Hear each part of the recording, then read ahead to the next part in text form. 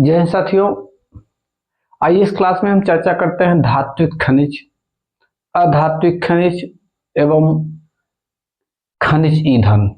यानी इस क्लास में हम चर्चा करेंगे भारत के खनिज संसाधन के विषय में। इस क्लास में हम चर्चा करेंगे भारत के खनिज के उत्पादन क्षेत्र और उसके उपयोग के बारे में। देखिए मित्रों, खनिज संसाधन के अंतर्गत तीन तरह के खनिजों का वर्गीकरण किया गया है। एक को धात्विक खनिज कहा जाता है, दूसरे को अधात्विक खनिज कहा जाता है, तीसरे को खनिज ईंधन कहा जाता है। धात्विक खनिज, अधात्विक खनिज और खनिज ईंधन, ये तीन तरह के खनिज धरती की गोद से निकाले जाते हैं। खनिज का मतलब खनिज जिसको खन के निकाला जाए। अब खना कहां से जाएगा? धरती के नीचे से। हजारों करोड़ों वर्षों पूर्व धरती के भीतर ताप दाब के कारण, तमाम तरह की अभिक्रिया के कारण कुछ मेंटल, कुछ पदार्थ, कुछ चीजें बनी हैं। उन्हीं को आज हम टेक्नोलॉजी के जरिए खोद कर बाहर निकालते हैं, इसीलिए उसको हम खनिज कहा जाता है।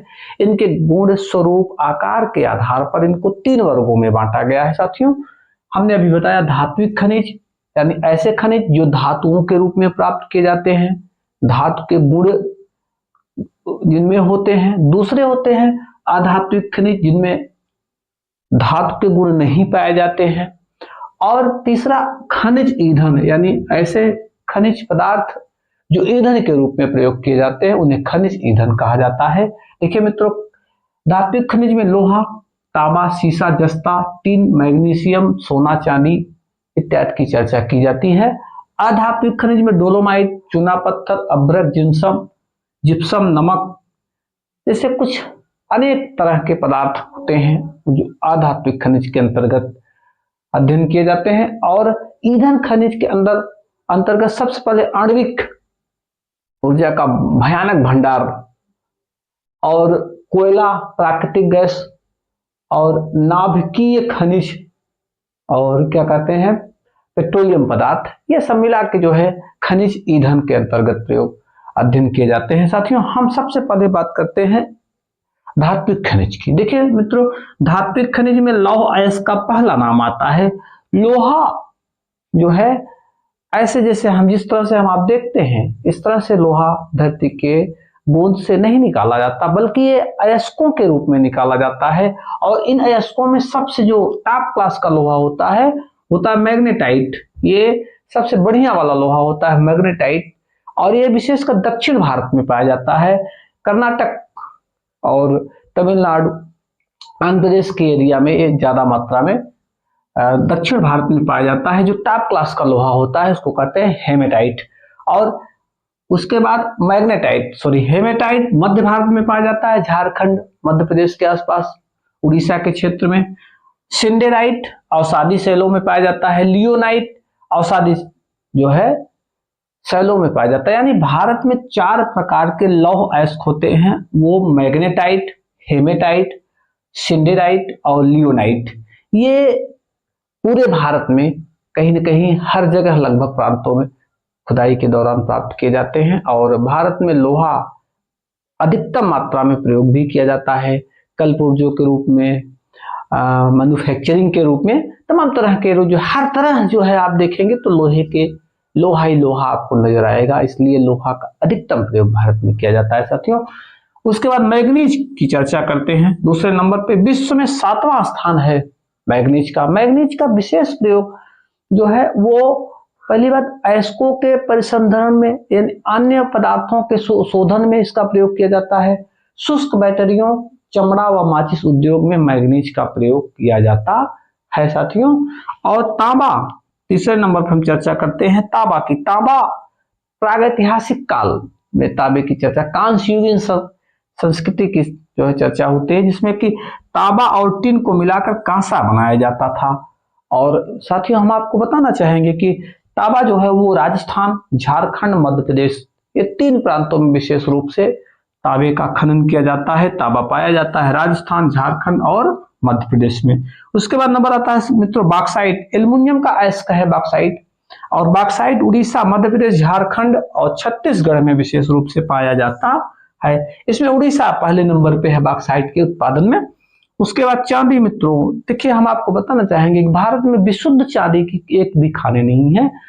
अन्य अयस्कों के साथ चांदी का खनन किया जाता है। और आपको यह भी बताना चाहेंगे भारत में चांदी विशुद्ध रूप से नहीं पाया जाता और अन्य अयस्कों के रूप में कहां कहां निकाला जाता है, राजस्थान और कर्नाटक, दो प्रांतों में चांदी का उत्पादन किया जाता है।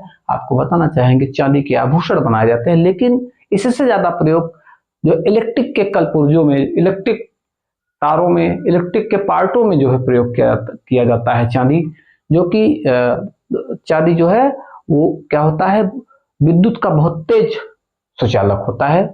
तो मित्रों आगे हम चर्चा करेंगे सोना। सोना का नाम सुनते ही आपके मुंह में और दिमाग में जो है लालच भर जाती है साथियों। सोना विशेष रूप से भारत में आभूषण के रूप में प्रयोग किया जाता है और इसके साथ साथ भस्म के रूप में प्रयोग किया जाता है साथियों।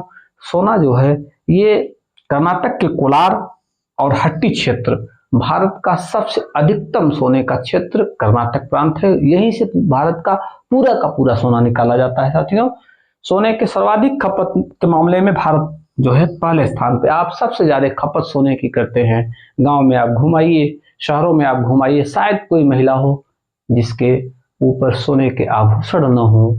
तो इस तरह से आप सोने का सबसे ज्यादा उपभोक्ता कौन है, भारत है। दूसरे नंबर पे चाइना का नंबर आता है साथियों। तो सोना जो है सबसे ज्यादा ध्यान रखेंगे आप कोलार क्षेत्र, हट्टी क्षेत्र, कहाँ, कर्नाटक। हीरा मित्रों, हीरे के नाम सुनते ही आपके दिमाग में मध्य प्रदेश का पन्ना और आंध्र प्रदेश, ये दो स्थानों की याद आ जाती है साथियों। हीरा भी एक धातु है और जानते हैं ये कार्बन का अपर रूप है और सबसे अब तक खोजी जाने वाली सबसे कठोर धातुओं में इसकी गणना की जाती है। और हीरा जो हो साथियों, ये इसके भी आभूषण बनते हैं और इसके प्रयोग जो है कहीं न कहीं से तगड़ी धातुओं को काटने में किया जाता है। गोलकुंडा की खान से कोहिनूर हीरा, विश्व प्रसिद्ध कोहिनूर हीरा गोलकुंडा की खान से पाया गया मित्रों। हीरे की अन्य प्रकारों में मुगल हीरा, पिट हीरा, महान, लोफ हीरा, ये तमाम तरह की हीरे की किस्में थी। और साथ ही हम आपको बताना चाहेंगे कि हीरा जो है ये महंगी भी, सब बहुत महंगी धातु के रूप में इसको शुमार किया जाता है। तो आगे जो है आपको इस तरह से अब हम चर्चा करेंगे अधात्विक खनिजों के बारे में। आइए अब अधात्विक खनिजों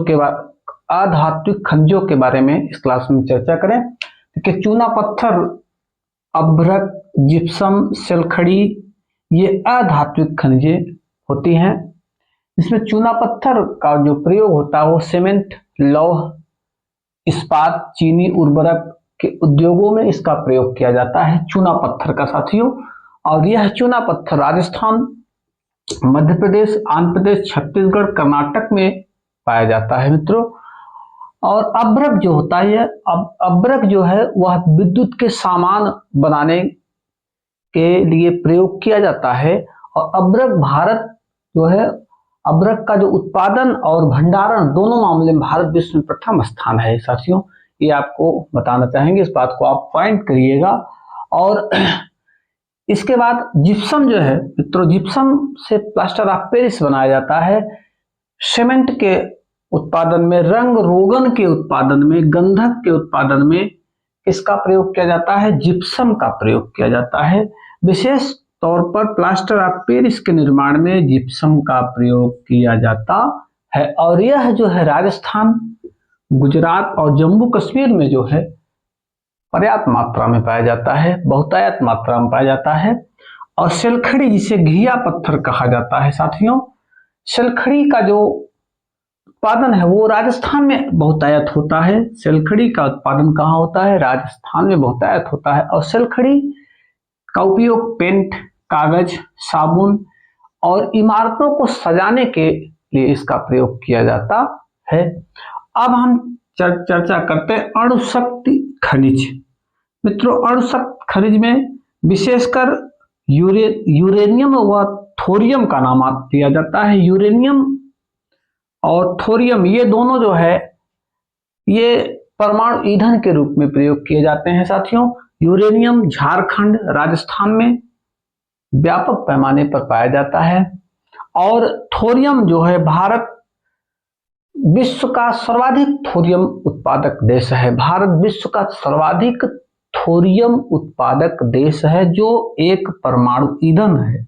तो इस तरह से यूरेनियम और थोरियम दोनों भारत में पाए जाते हैं, दोनों क्या है, परमाणु ईंधन है। हम चर्चा करते हैं कोयला। मित्रों, खनिज ईंधन में सबसे ज्यादा मात्रा में अगर कोयला का प्रयोग किया जाता है तो वह ईंधन के रूप में लगभग 67% ईंधन के रूप में व्यावसायिक ऊर्जा में कोयले का जो है प्रयोग किया जाता है। साथियों, यह जो कोयला झारखंड, उड़ीसा, छत्तीसगढ़, पश्चिम बंगाल, विशेषकर इन 4 प्रांतों में व्यापक पैमाने पर कोयले का उत्पादन किया जाता है। साथियों, झारखंड, उड़ीसा, छत्तीसगढ़, पश्चिम बंगाल, इन 4 प्रांतों में बहुतायत मात्रा में कोयले का उत्पादन किया जाता है या अवसादी चट्टानों में पाया जाता है। साथियों, खनिज तेल या पेट्रोलियम, इसकी चर्चा कर लेते हैं। देखिए मित्रों, भारत में 4 जो क्षेत्र निर्धारित किए गए हैं जहां से खनिज तेल पाया जाता है। इसमें एक है ब्रह्मपुत्र नदी घाटी, दूसरा है गुजरात तट, तीसरा पश्चिमी तटीय क्षेत्र, चौथा है पूर्वी तटीय क्षेत्र। साथियों, ब्रह्मपुत्र का जो क्षेत्र है वो खनिज तेल के मामले में सबसे पुरानी तेल पट्टी है। यानी ब्रह्मपुत्र नदी घाटी का जो क्षेत्र है, असम का क्षेत्र है, यह क्षेत्र खनिज तेल के उत्पादन में सबसे पुरानी पेटी मानी जाती है। और यहाँ जो सबसे पहले माकोम में 1867 में तेल कुआं बनाया गया था मित्रों, और डिगबोई में 1879 में बनाया गया था। साथियों, आगे गुजरात में जो है खंभात की खाड़ी, अहमदाबाद, अंकलेश्वर, ये 3 स्थल जो है गुजरात के क्या है, खनिज तेल उत्पादक क्षेत्र हैं। यहाँ से खनिज तेल उत्पादित किया जाता है। पश्चिमी तटीय क्षेत्र में बॉम्बे हाई, ये बहुत ही चर्चित है। भारत का सबसे विशालतम क्या है, ये खनिज तेल क्षेत्र है जो भारत के पश्चिमी तट पर स्थित है। बॉम्बे हाई इसको कहा जाता है। और पूर्वी क्षेत्र में मित्रों गोदावरी कृष्णा नदी का क्षेत्र आता है। यह क्षेत्र जो है वह आंध्र प्रदेश, तमिलनाडु तक फैला हुआ है, जहां से व्यापक पैमाने पर खनिज तेल का उत्पादन, पेट्रोलियम पदार्थों का उत्पादन किया जाता है। मित्रों, हम आपको बताना चाहेंगे, इतने भंडार के बाद भी भारत खनिज तेल का आयात करता है, क्योंकि भारत में उत्पादन कम होता है, यहाँ उपभोग अत्यधिक मात्रा में होता है। साथियों, हम इस क्लास में हमने आपसे चर्चा की अधात्विक खनिज, धात्विक खनिज और खनिज तेल के, अब अणुशक्ति, खनिज ईंधन, इन सब पर चर्चा हो गई। मित्रों, हम इस क्लास के माध्यम से आपको बताना चाहेंगे कि आप जो है खनिज संसाधन का एक बार पुनः जो है एक इसको रिवीजन करके एक एक स्टेप को आप समझेंगे और निश्चित रूप से परीक्षा उपयोगी टॉपिक से आपकी अवश्य मुलाकात होगी। जय हिंद साथियों।